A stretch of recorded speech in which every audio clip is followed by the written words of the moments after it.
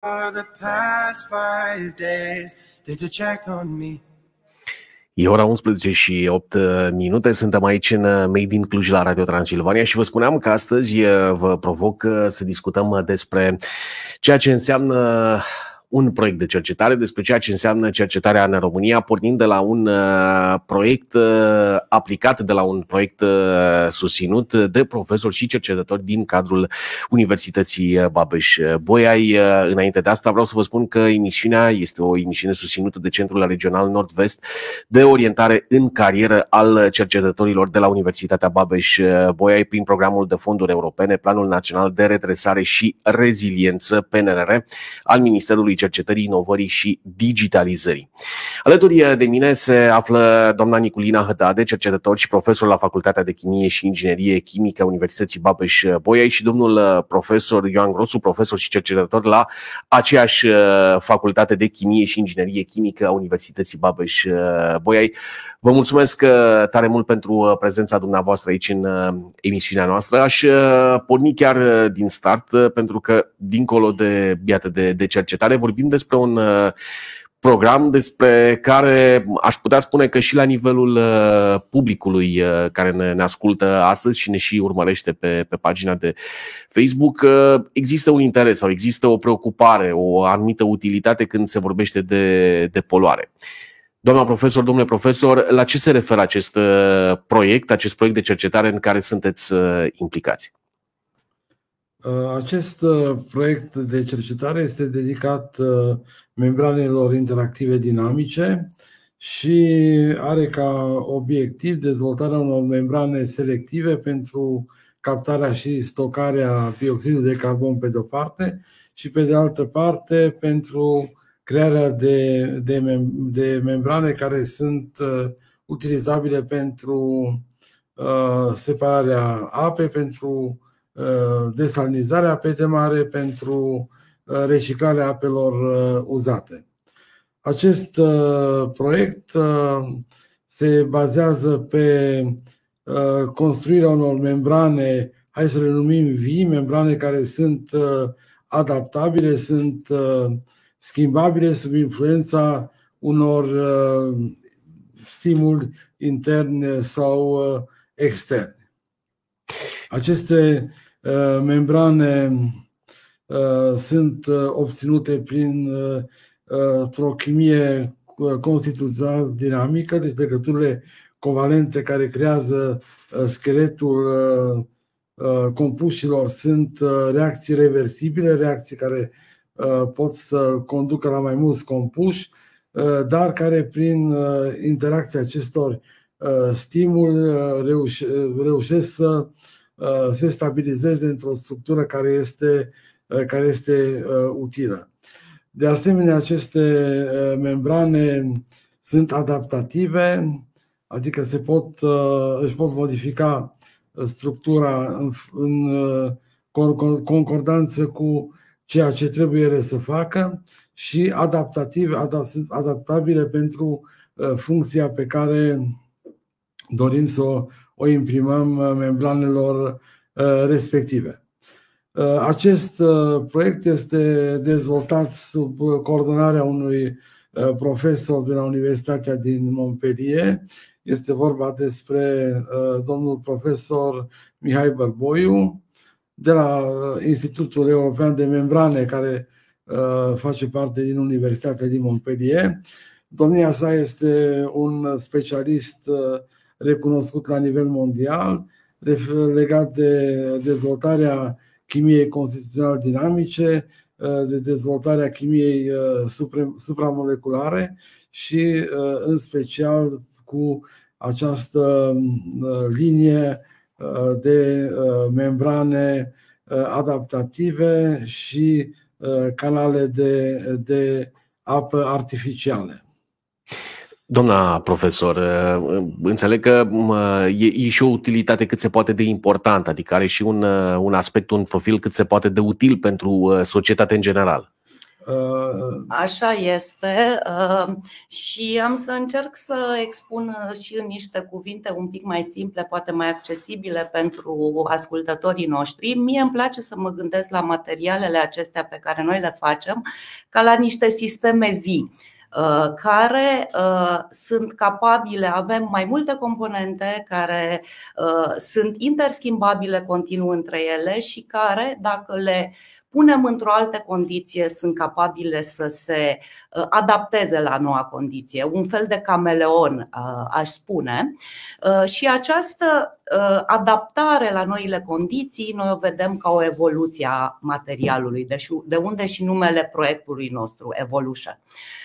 În ceea ce privește aplicațiile practice, proiectul este în sine un proiect de cercetare fundamentală, dar care urmărește să găsească niște soluții pe termen lung la niște probleme care sunt foarte actuale. Și aici mă refer la poluarea aerului. Unul dintre obiectivele noastre, așa cum a precizat și domnul profesor Grosu, este să obținem membrane din acestea dinamice, capabile de adaptare pentru separarea dioxidului de carbon din aer. O sarcină care nu este deloc ușoară dacă ne gândim că trebuie să facem o separare de molecule foarte asemănătoare de azot, de exemplu.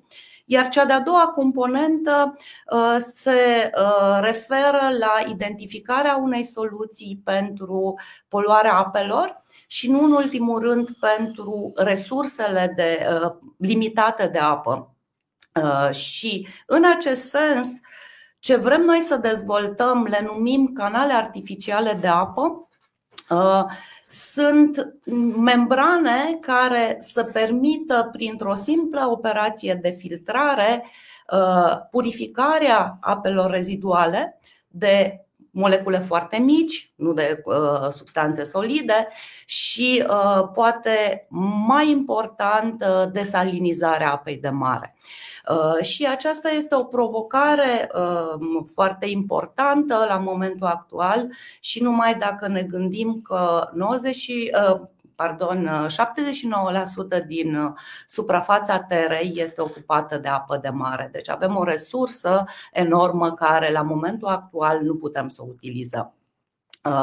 Aceste canale artificiale de apă, și aici nu pot să nu precizez că domnul Bărboiu, care coordonează echipa de cercetare de la Facultatea de Chimie de la UBB, este unul dintre pionierii acestui domeniu și aceste canale artificiale de apă mimează niște proteine naturale, niște compuși naturali care în mod normal conduc selectiv apa și pot să o separe chiar și de compuși ionici, care prezintă o solubilitate foarte mare în apă. Acum aș fi curios să aflu de la fiecare dintre dumneavoastră ce înseamnă un astfel de proiect. Adică, nu știu, pe cât timp se întinde un astfel de proiect, de câți oameni e nevoie, iată, să pună în practică un astfel de proiect pentru a ajunge la soluțiile pe care, evident, le așteptați? Domnule profesor, doamna profesor. Un astfel de proiect are o întindere de 3 ani, are nevoie de resurse umane importante. E vorba despre 2 cercetători postdoctorali, 4 doctoranți și 2 masteranți, plus încă 4 persoane permanente care sunt implicate în proiect. Deci este vorba despre o resursă umană destul de semnificativă care este implicată în acest proiect. După aceea este nevoie de resurse care sunt constituite de echipamente pe care trebuie să le achiziționăm și, de asemenea, reactivi și alte cheltuieli materiale. Participarea la un astfel de proiect este extrem de stimulativă, mai ales pentru cercetătorii mai tineri. Trebuie să ne gândim că ei vor face sintezele, vor face caracterizările compușilor în laboratoare dedicate acestor activități.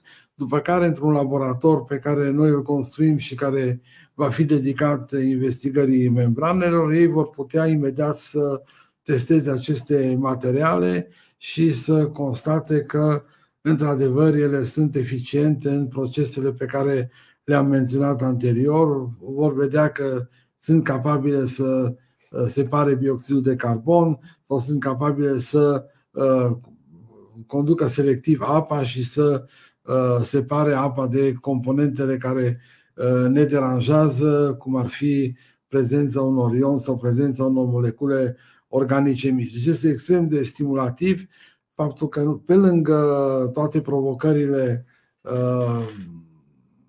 științifice pe care le ridică aceste subiecte, ei vor avea și satisfacția să vadă că munca lor are o anumită utilitate și produsii pe care îi au pot să rezolve niște probleme importante ale societății și cred că acest lucru este extraordinar pentru un tânăr să vadă așa palpabil roadele muncii pe care o depune. Doamna profesor, mai cu seamă că cel puțin din descrierea proiectului se vorbește aici de câteva intervenții, hai să spunem, de probabil, nu știu, e vorba de chestiuni care se fac într-o manieră nouă sau în premieră și de asta vă întreb, pentru un profesor, pentru un cercetător, e complicat, e ceva, ca să spun așa, care vine cumva în complementaritatea exercițiilor sau studiilor pe care le-a făcut un profesor, un cadru universitar, un cercetător? Dacă nu este ceva provocator, atunci nu este interesant și nu este stimulativ. Bineînțeles că un proiect din acesta este cu un grad foarte ridicat de noutate, așa cum spunea și colega mea, domnul profesor Bărboi, este unul dintre cei mai mari specialiști în domeniul chimiei constituțional dinamice, a chimiei adaptative și cu rezultate deosebite în domeniul dezvoltării de membrane specializate pentru captarea CO2 și pentru separarea apei. Deci este provocator, dar acest lucru este ceea ce ne stimulează și ceea ce ne face să fim bucuroși când lucrăm și când obținem anumite rezultate, atunci satisfacția este foarte mare și cu siguranță toate provocările și toate eforturile depuse sunt răsplătite întru totul. Doamna Hadane. Aș adăuga aici că, cel puțin pentru mine, un astfel de proiect este o provocare în fiecare zi și atât din punct de vedere pozitiv, cât și a unor nuanțe mai gri, ca să mă exprim așa. Și o să încep cu aspectele pozitive.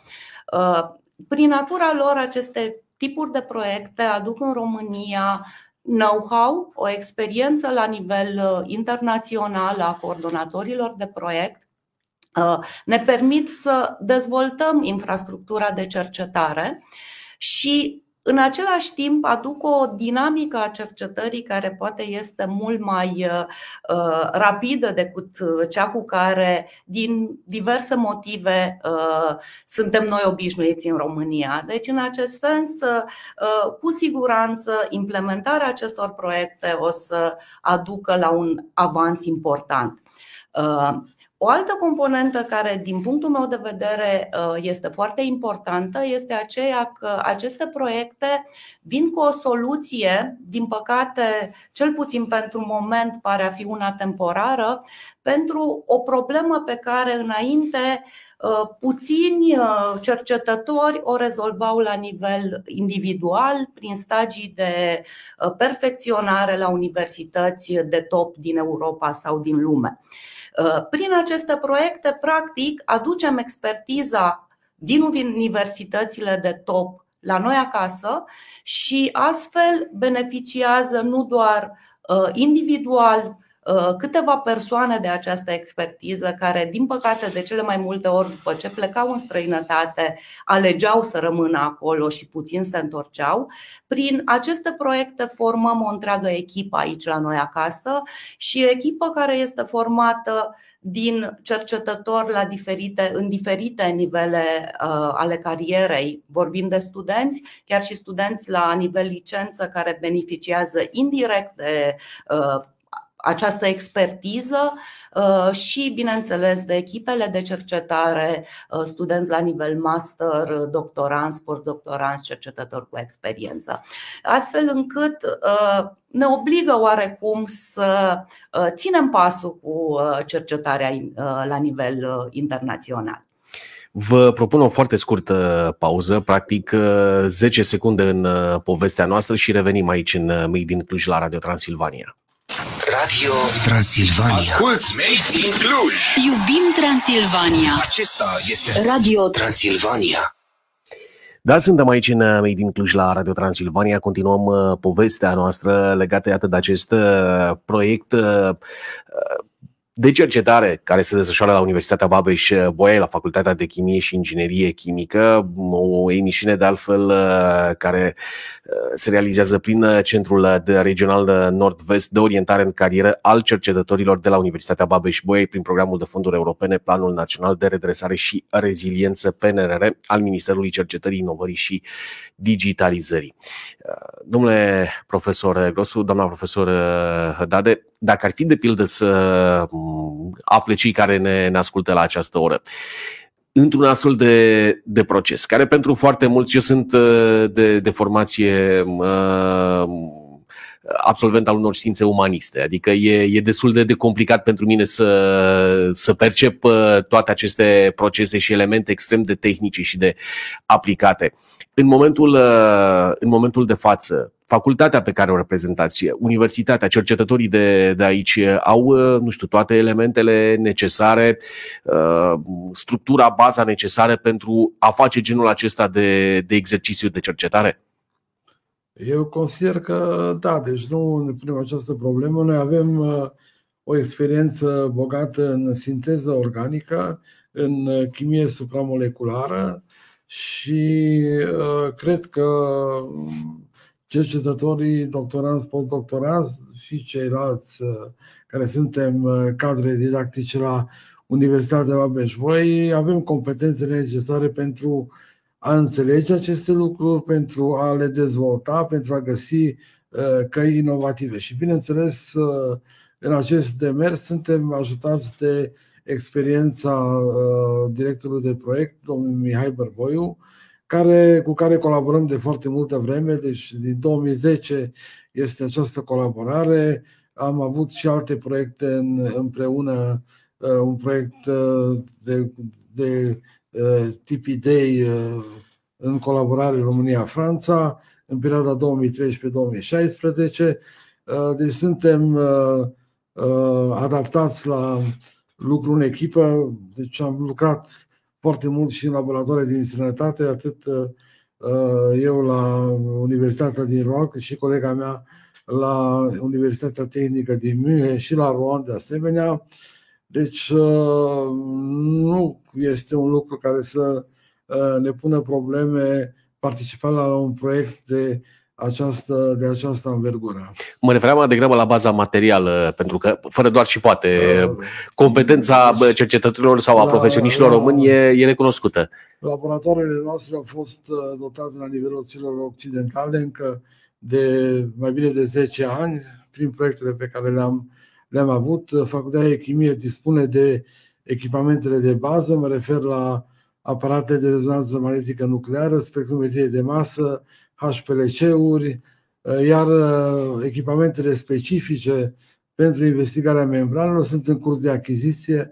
Sperăm că până la mijlocul acestui an să avem aceste echipamente în dotare. De asemenea, avem un laborator care este pregătit pentru a primi aceste echipamente la Institutul de Chimie, iar dintre membrii echipei de cercetare a proiectului, 2 tineri sunt acum la Montpellier și învață cum să utilizeze aceste echipamente, astfel încât în momentul în care acestea vor fi instalate la Cluj să nu existe nicio problemă legată de operarea lor. Deci nu văd nicio problemă într-o astfel de adaptare. Doamna profesor Hădade, apropo, ce înseamnă de pildă o muncă de cercetare într-un astfel de proiect? Apropo, cât timp dedică un cercetător, un om care e implicat într-un astfel de proiect și cât durează, sau în ce stadiu, înțeleg că e de 3 ani, în ce stadiu e astăzi proiectul pe care îl realizați?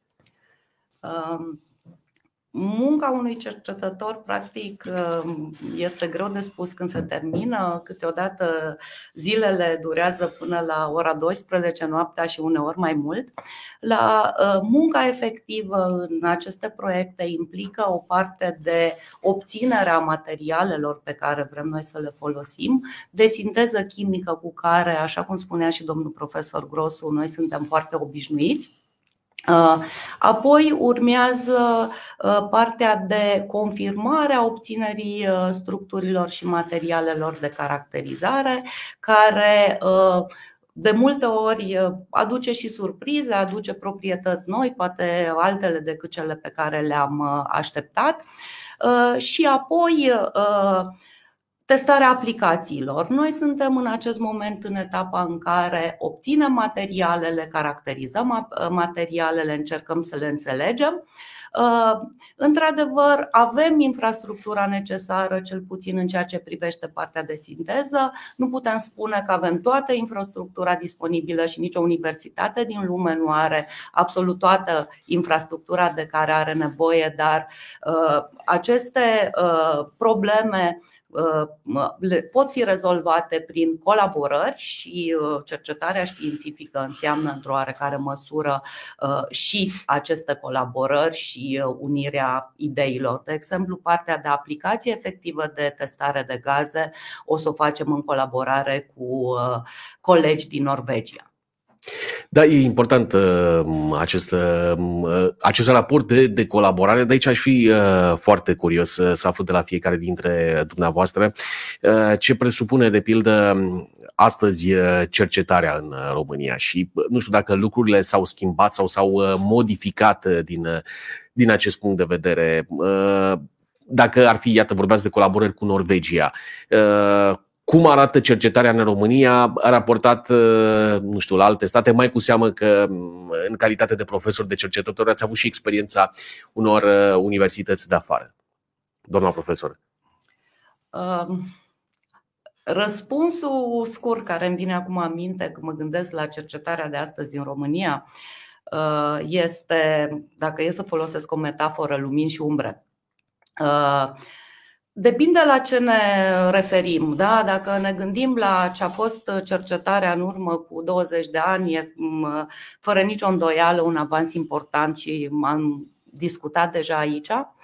Dacă ne referim la cercetarea în România față de cercetarea din alte țări, mai ales din țările în care cercetarea științifică este o prioritate la nivel național, mai sunt multe de rezolvat, încercăm parte dintre acestea să le rezolvăm, așa cum am spus, prin colaborări. Colaborările înseamnă nu numai acces la o altă infrastructură pe care poate nu ai la tine acasă, dar înseamnă și schimb de idei, care duce întotdeauna la un avans important. Astfel, acestea ar fi aspectele pozitive. Mai sunt și aspecte negative în ceea ce privește cum arată cercetarea și aici nu pot să nu mă refer la subfinanțarea cercetării românești în raport cu cercetarea din celelalte state și mai ales a cercetării fundamentale în România, care este cea care produce cunoaștere și care, e adevărat, nu pe termen scurt, dar în timp poate să producă un avans important în rezolvarea problemelor cu care ne confruntăm. Domnule profesor Grosu, aceeași întrebare apropo de cum arată astăzi cercetarea. Da, deci lucrurile pozitive rezultă și din pasiunea și competențele pe care le au foarte mulți din cercetătorii din România. Anumite neajunsuri vin din zona administrativă și aș sublinia aici, de exemplu, partea de achiziții, care este una care creează un handicap foarte mare pentru cercetătorii din România. Achiziția de echipamente durează foarte mult și este supusă la o birocrație care excede cerințelor Uniunii Europene, multe dintre aceste reguli fiind, ca să le zic așa, originale, deci aduse de administrația din România. Noi ne confruntăm cu o problemă foarte mare legată de achiziția substanțelor chimice de care avem nevoie. În toată Uniunea Europeană aceste achiziții se realizează în cel mult câteva zile. La noi durează câteva luni de zile ca să primim niște substanțe de care avem absolută nevoie și atunci acest lucru creează niște neajunsuri majore și ne subminează în competiția pe care o avem cu alte laboratoare din lume care lucrează pe aceeași temă. O altă problemă mare este lipsa de predictibilitate în ceea ce se întâmplă în finanțarea cercetării. Datorită acestui lucru, tinerii nu mai sunt așa de mult atrași de activitatea de cercetare. Deci ei nu pot să aibă finanțare un an, 2, 3, după care să nu știe când se termină granturile, cum reușesc să supraviețuiască, cum reușesc să se descurce până la o nouă competiție, când eventual ar putea să existe o nouă finanțare pentru ca ei să rămână în sistemul de cercetare. Acest lucru trebuie rezolvat cumva la nivel național și, după părerea mea, și universitatea greșește în acest domeniu. Universitatea ar trebui să încerce să rețină o parte dintre acești tineri, vă spun sincer, pentru pregătirea unui tânăr cercetător până când termină doctoratul, având în vedere că noi îl luăm la nivel licență, master. Doctorat durează cam 10 ani. 10 ani în care am investit foarte multă muncă în educarea lor, foarte multe materiale, fiindcă ei au lucrat cu cele mai noi echipamente, au consumat reactivi și alte substanțe foarte valoroase, ajungem să aducem la un nivel foarte ridicat, după care, în loc să-i reținem și să-i folosim mai departe, îi lăsăm să plece fie în alte institute, fie să-și caute un job la întreprinderi cum este Bosch, Siemens sau la această editură MPD. Deci, practic, să nu-și mai valorifice abilitățile pe care le-au dobândit cu foarte multă muncă, atât din partea lor cât și din partea noastră. Deci cred că aceste lucruri sunt perfectibile și dacă cineva s-ar ocupa de ele, atunci cercetarea din România ar avea foarte mult de câștigat. Aș mai avea o curiozitate cu câte un răspuns de câte un minut pentru fiecare dintre dumneavoastră, domnule profesor și doamna profesor.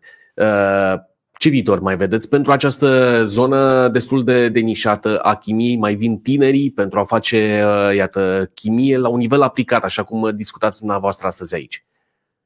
Domnule profesor. Deci, această atractivitate pentru chimie rămâne și în fiecare generație avem 1-2 studenți care sunt excepționali. Chiar și acum avem un student care este la Montpellier, acum înscris la doctorat acolo, care a lucrat cu noi în perioada licență-master și care este deosebit și pentru care eu văd un viitor strălucit. E vorba de un student, Ioan Stroia, care a fost și olimpic la chimie. Deci totdeauna vedem și avem astfel de studenți. Deci cât timp avem astfel de studenți, eu cred că viitorul chimiei este asigurat în România și în universitate. Doamna profesor Hădade. Așa este. E o problemă. Resursa umană, numărul de studenți, care nu numai în domeniul chimiei este în scădere, dar și în alte domenii similare. Însă aș vrea să gândesc optimist că prin ceea ce face universitatea, prin ceea ce facem noi, inclusiv prin aceste tipuri de proiecte care, din punctul meu de vedere, aduc o briză de normalitate în cercetarea din România în chimie și nu numai, o să reușim să atragem cât mai mulți studenții înspre aceste domenii și mai ales să îi convingem că merită să investească într-o carieră în direcția cercetării. Da, ăsta e un aspect important. Eu vreau să vă mulțumesc, iată, că ați acceptat invitația noastră de astăzi aici în Made in Cluj la Radio Transilvania și am putut discuta pe larg despre acest proiect pe care îl aveți în lucru, proiect de cercetare. Vă mulțumesc pentru prezență. Aceasta a fost ediția noastră de interviu de astăzi.